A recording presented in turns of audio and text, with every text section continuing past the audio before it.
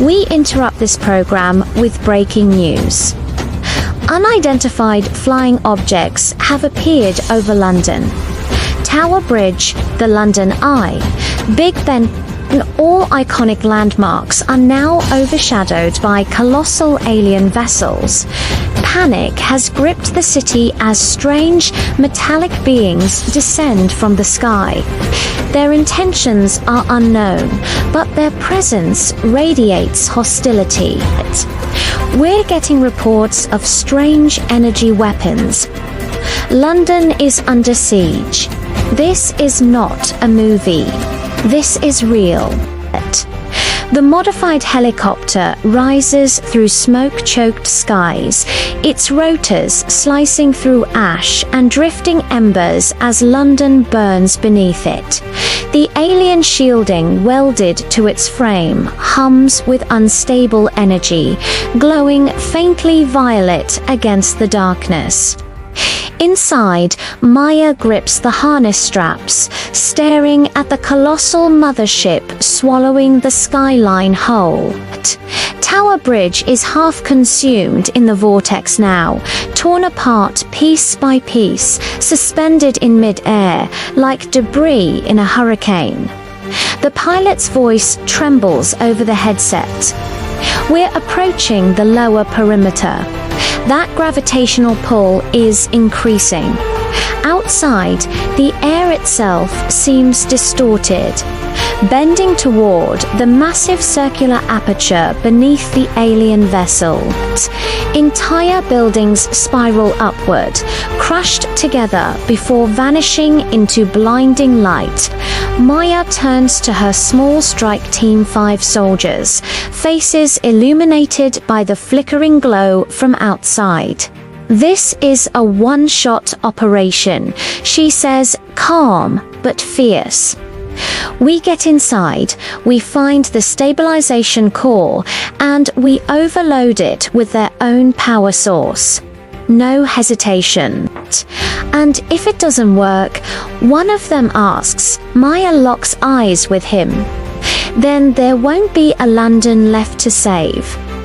The helicopter shudders violently as invisible forces tug at it. Warning lights flash across the cockpit. "We're losing stability." The pilot shouts, "Push forward." Maya commands. They spill out into alien architecture that rearranges itself with unsettling fluidity. The gravity shifts subtly, pulling them toward a central corridor formed by luminous pathways. From the shadows, shapes emerge. New alien constructs slicker, faster, glowing with upgraded energy fields drop from the ceiling like predators. Contact. A soldier yells. Energy pulses explode toward them. The team scatters, firing modified EMP rifles. Blue shockwaves ripple across the metallic floor. One alien convulses as its armor flickers, then adapts its body, splitting into multiple tendrils that lash forward. A soldier is grabbed mid-air screaming as the tendrils pierce through his armor. He's yanked upward, absorbed into the living wall. Maya doesn't freeze. Focus fire on their joints. Keep moving. They advance deeper, following the intensifying pulse of energy toward the heart of the ship. The air vibrates with a rhythmic thrum-like, a heartbeat amplified 1,000 times. Behind them, London continues to rise into the sky. Maya's comm unit crackles faintly.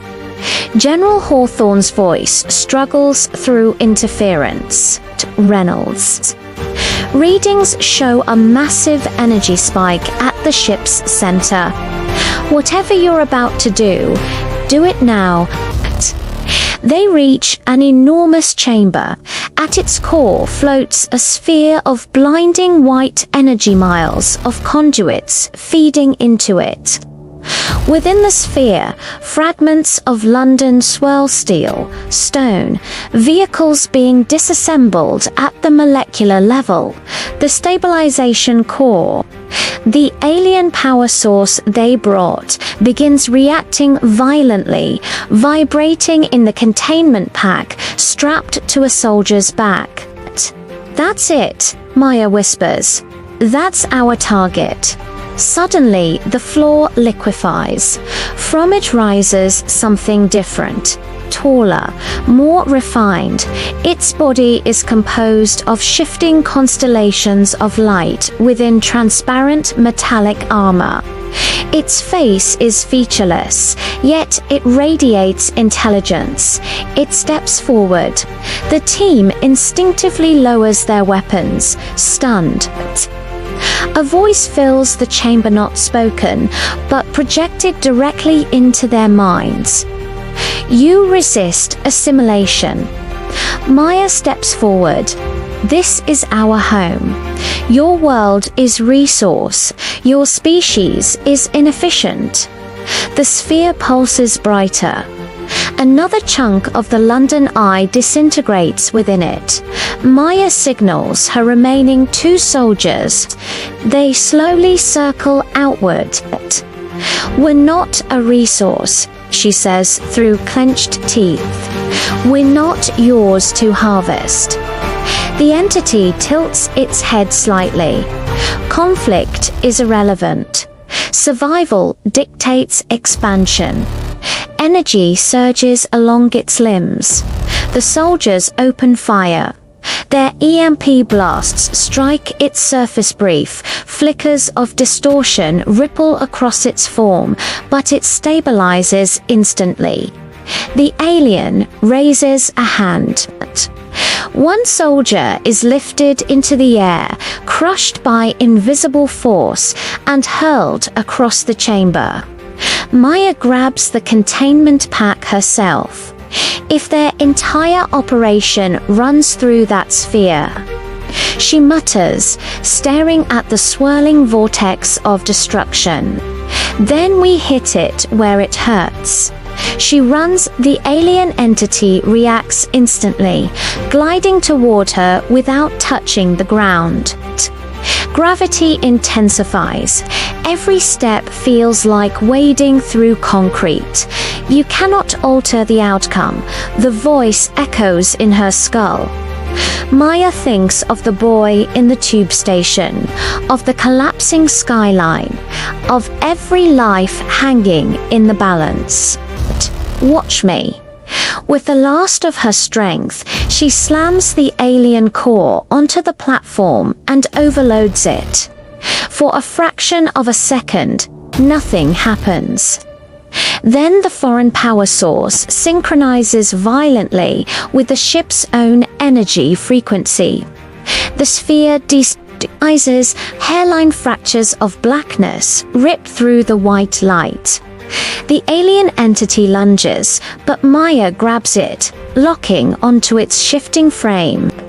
"If we're going down," she says, staring into its glowing core, "you're coming with us."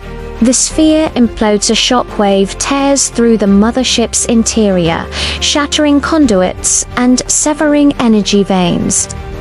The vortex above London collapses abruptly. Outside, suspended debris crashes back to Earth. Buildings slam into foundations. The remaining alien constructs freeze mid-march, then collapse lifelessly onto shattered streets.